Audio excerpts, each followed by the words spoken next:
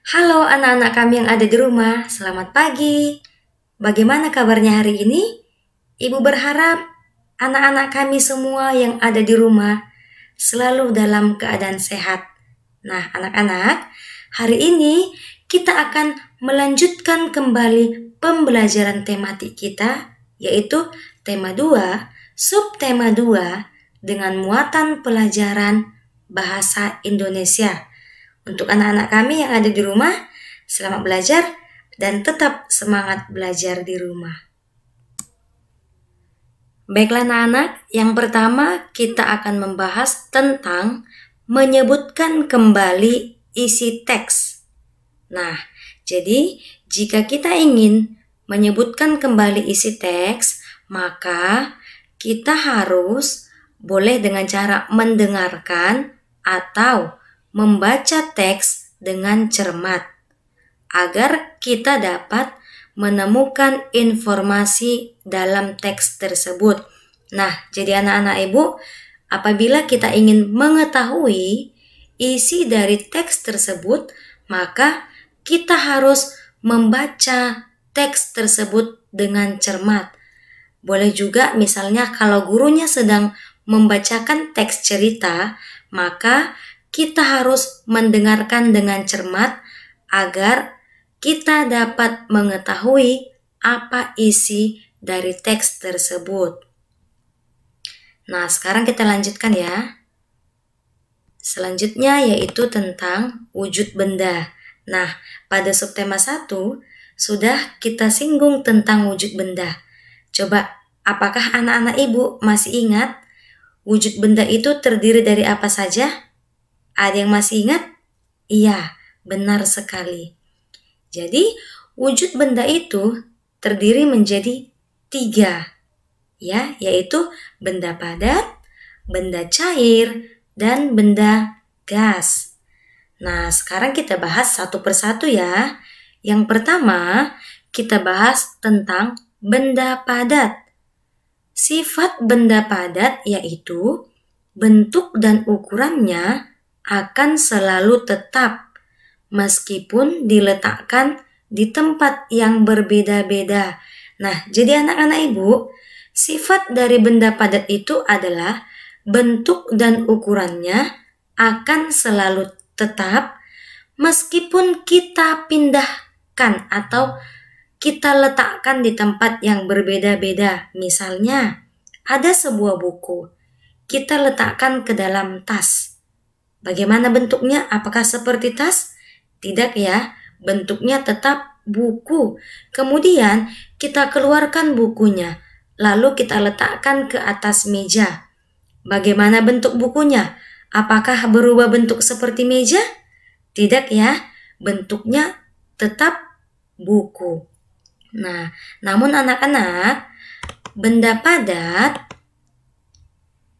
dapat berubah bentuk dan ukurannya. Misalnya, benda padat yang bersifat lunak. Contohnya, plastisin dan tanah liat. Jadi, plastisin dan tanah liat ini merupakan benda padat yang bersifat lunak. Apabila kita tekan, maka bentuknya akan berubah. Kemudian, ada juga benda padat yang bersifat lentur.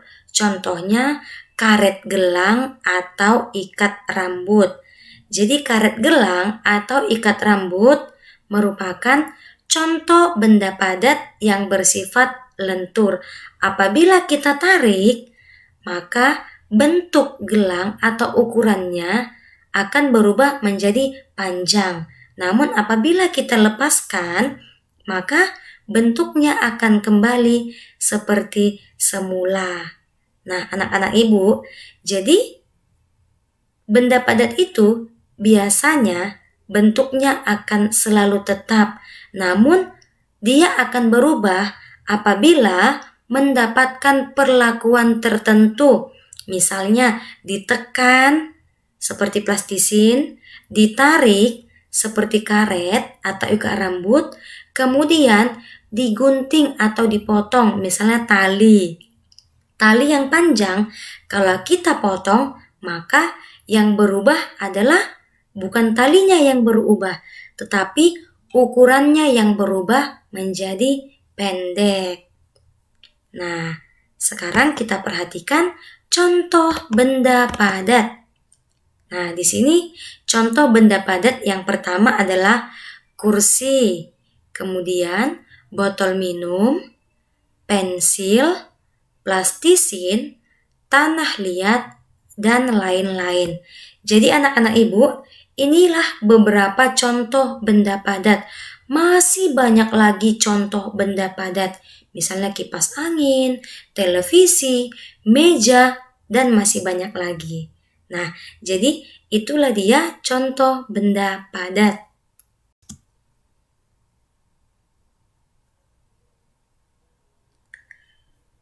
Nah, sekarang kita lanjutkan ke wujud benda yang kedua, yaitu benda cair. Benda cair itu dia sifatnya adalah mencair, dan biasanya benda cair itu dapat mengalir dari tempat yang tinggi ke tempat yang rendah atau dari atas ke bawah. Berbeda dengan benda padat, bentuk dan ukuran benda cair tidak menetap. Kalau benda padat tadi bentuknya menetap kecuali mendapat perlakuan tertentu. Kalau benda cair, bentuk dan ukurannya tidak menetap, ya. Jadi, bentuk dan ukuran benda cair selalu berubah mengikuti wadah atau tempatnya. Jadi anak-anak, benda cair itu sifatnya selalu berubah-ubah, tidak menetap. Contohnya adalah misalnya ini.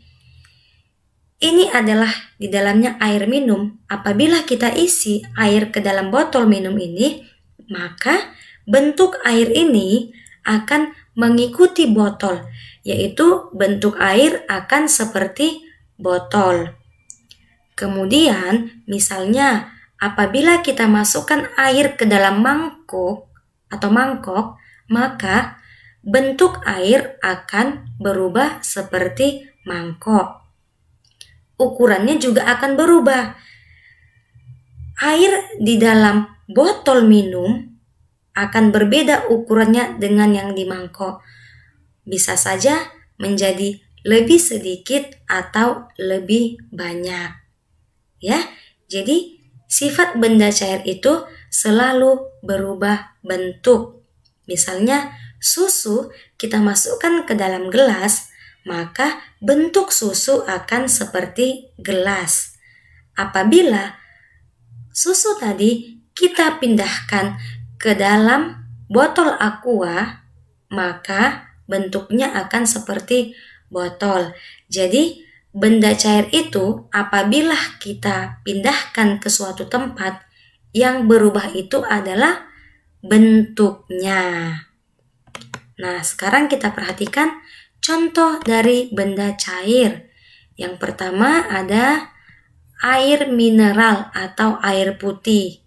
Kemudian madu, kecap, sirup, susu, dan lain-lain. Nah, anak-anak, itulah tadi sifat dari benda cair dan contoh dari benda cair.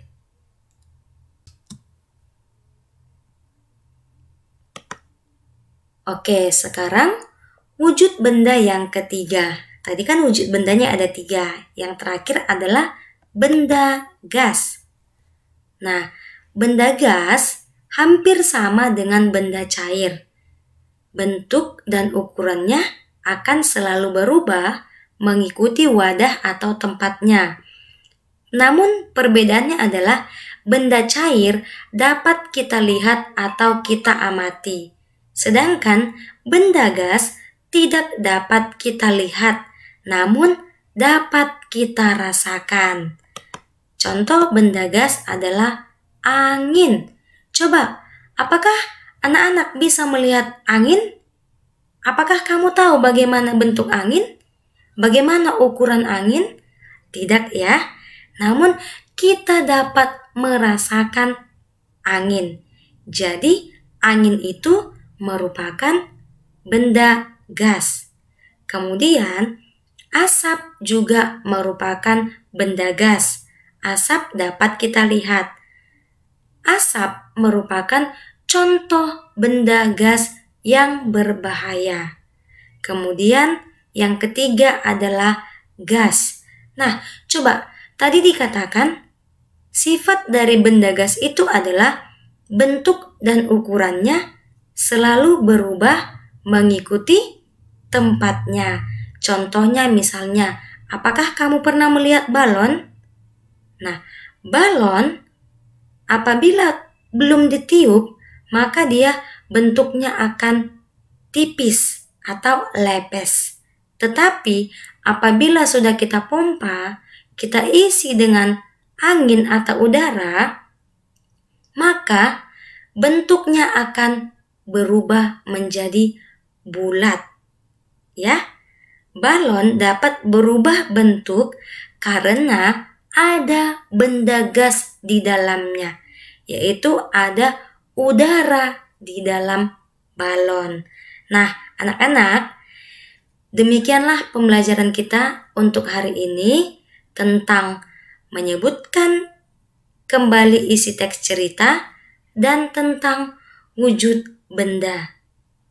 Oke, selamat belajar untuk anak-anak kami yang ada di rumah. Tetap semangat dan selalu jaga kesehatan. Salam sehat dan salam SFD.